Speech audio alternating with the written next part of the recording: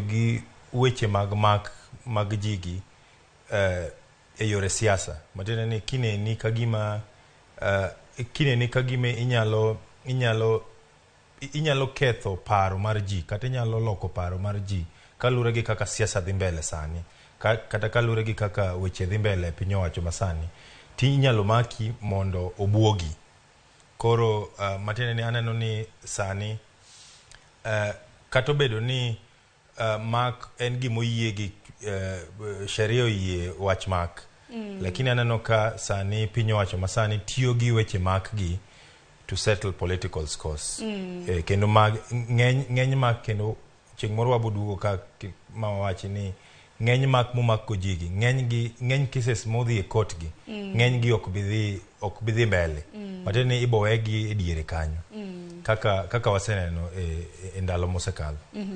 Nikech mane wach mantiere e dhog jopiny ahinya, ka bende jopiny penjore ni nitiere moko kuom jo Kenya ma bende imako, moko kuom gi bende ok yudi gi ketho, moko bende wacho ni they are being planted for cases ma bende samoro ok omake gi godo. Kuom ranyisi ka noneno kata mana blogger mano mar Jubilee ma bende nomake gwenge mag Malindi, Pauline Njoroge, ka nomake seyo na nitiere noyude kod yedhe mamero ji. Bang' mano diche manyoro nwaneno ka doho ma Malindi nowe thuolo maonge bond, maonge cash bail mora mora, ka bende wacho ni okenge ma bende odonjne godo gin mana seyo. Kamano.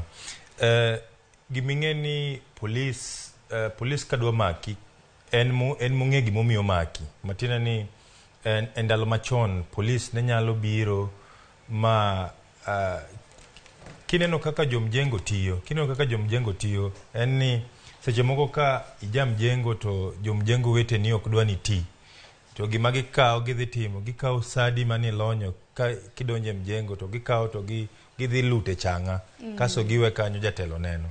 Koro mane gima polis temo timo sani, nikech seche moko ionge hatia, lakini gimanyo kaka ginyalo donjo e odi, to giketo gigo, kata gitimo gimiluongo ni planting evidence, kasi idhi makigo, nikech komaki gi gigi, nikech offense mar bedo gi drugs en a possession offense. Ok inyal explain, kata onge giminyalo wacho ni magi na ting'o ne osiepna, kata magi na transport, so long as oyudigo man offense. Koro aneno gik mane timre ne Pauline Njoroge kaka nilieko ni onyalo bedo charged gi narcotics, to ne waneno charge sheet mare ne onge wach narcotics, ne mana wach blogging.